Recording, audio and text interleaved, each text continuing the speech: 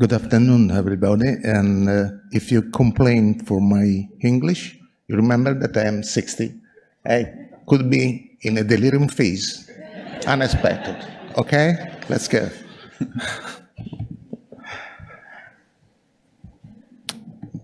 This is my declaration. Delirium is not a new thing, absolutely. This paper from 1955, published on The Lancet, clearly defined a situation that I didn't know yet, but was real. Delirium is an acute form of dysfunction whose symptoms include disorientation, impairment of attention, and memory. POCD, postoperative cognitive disease, is a persistent cognitive disorder that lasts from a few hours to several days or months. You consider the amount of this problem of delirium and POCD. If you think that 90 million of patients a year in USA are submitted to general anesthesia or surgical procedures, and most of all, about 50% of these patients will suffer a permanent dysfunction, mental dysfunction. So this gives you the dimension of the problem. We well know which are the modifications in my brain, usually in aging people brain.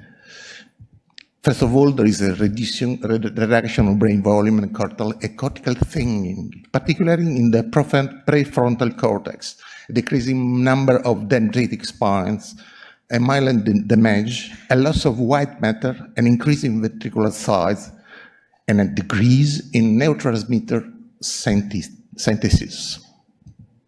This is a clear image. You see, this is a female.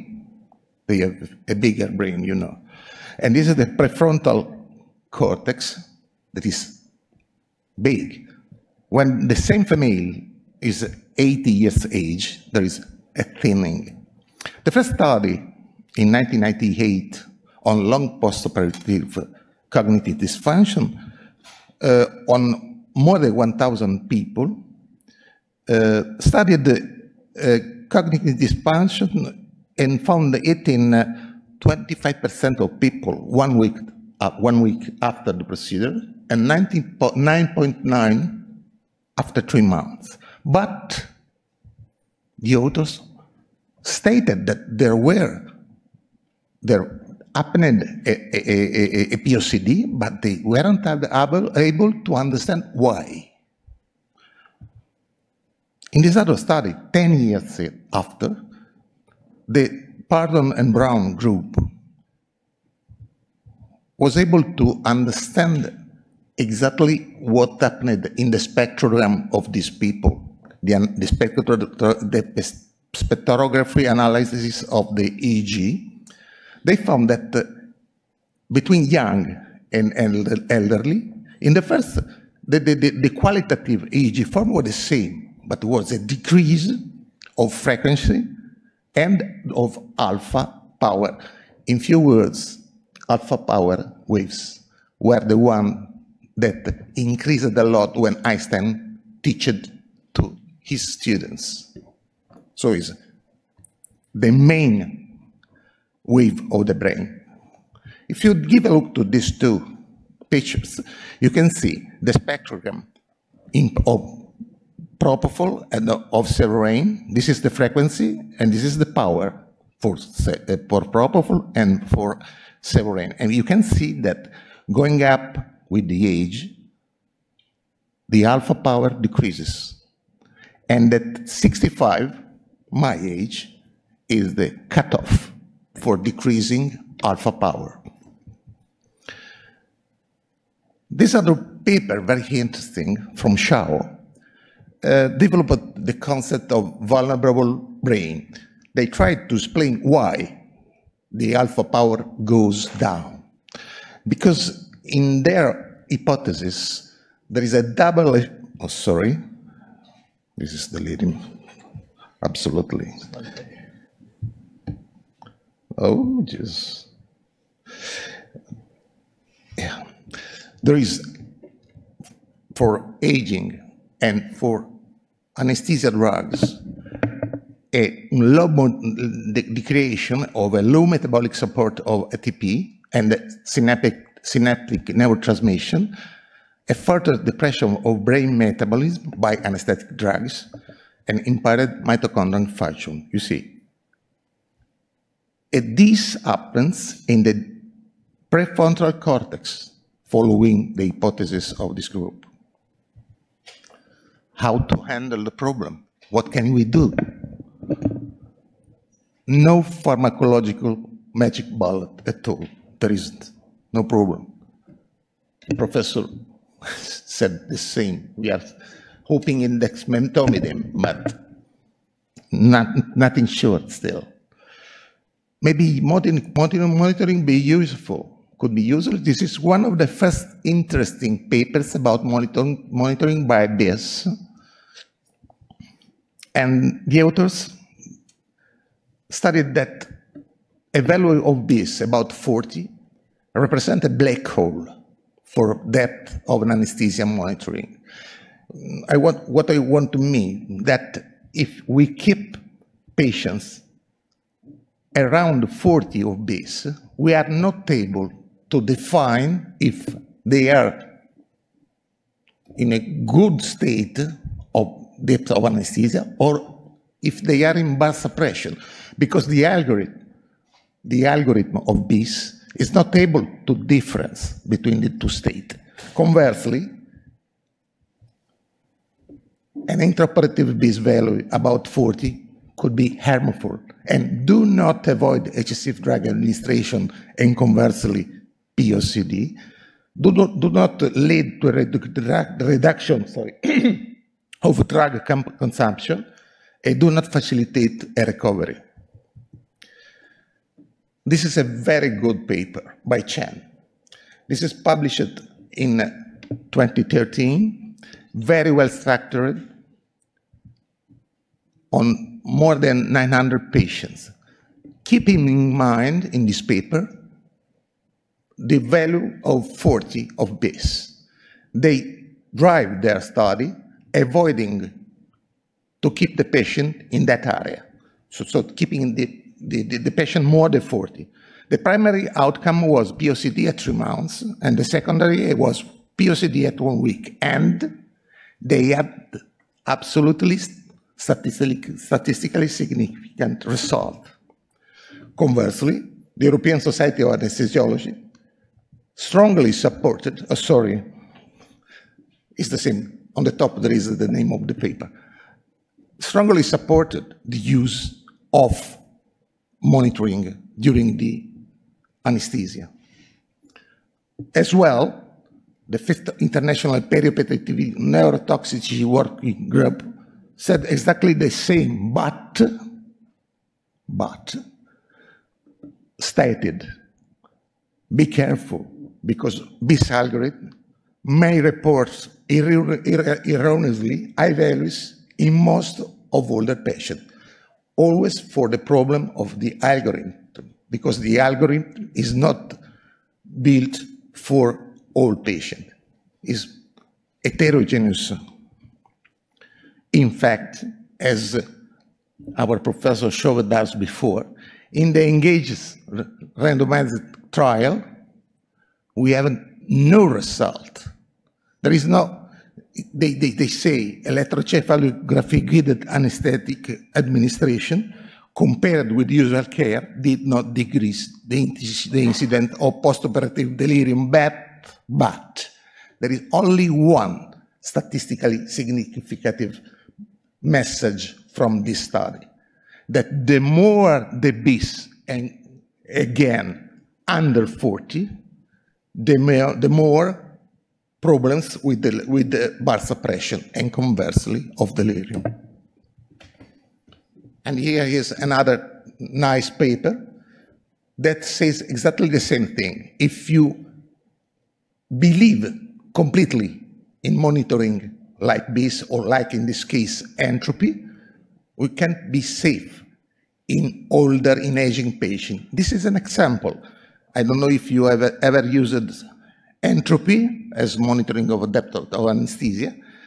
A value of 40 is this line, is a good level of anesthesia. It's not too deep, but if you give a look on the bottom, there is bar suppression, believe me, there was bar suppression. So the anesthetist was convinced to drive a good anesthesia, but in the deep of the monitoring, there was bar suppression. So the message is, these devices based on processed EEG are not so specific.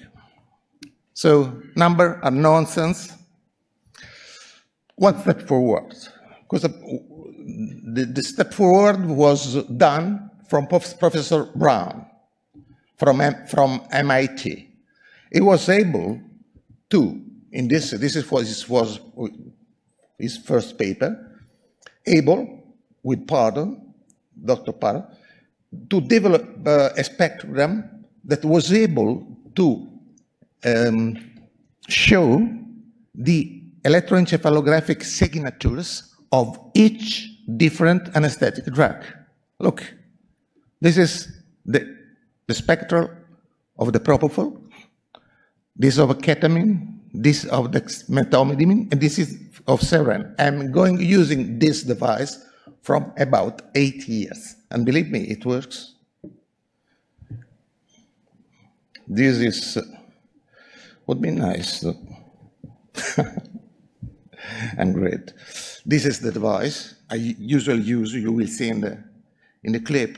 This is the trace of Severan in a young and in an older. You see the low power in the older, low alpha, and this is the same spectrum for propofol. This is alpha power, very strong in the younger, and is weak in the older. This is a very interesting paper from American Society for Enhanced Recovery and Perioperative Quality Initiative. They studied 15 trials to determine the effect of EEG-guided anesthesia on the rate of awareness, delirium, and POCD. And they stated strongly that we have to change our way of monitoring, not only processed EEG, but strong evidence for detect bar suppression, EEG interpretation. Now we don't speak only of processed of numbers, but raw waveform, spectrogram, and processed indices like this. Something more.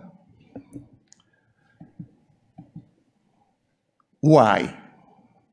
This is a nice paper by Pending, because we must be so careful with older patients. In this paper, there is a case report. Look, this 76-year-old female during several-based general anesthesia with a MEC of 0.6. It's normal.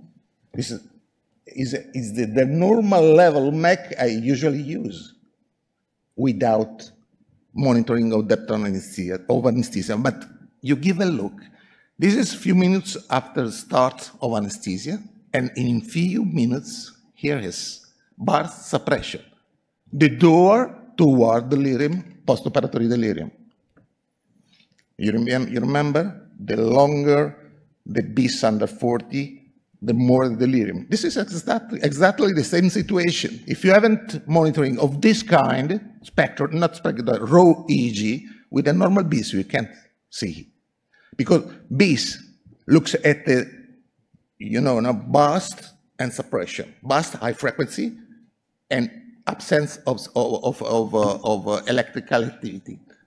BIS reads only the burst, and you were unable to check it. One more step forward. We all live in a yellow submarine. Why? I invite you to read this paper.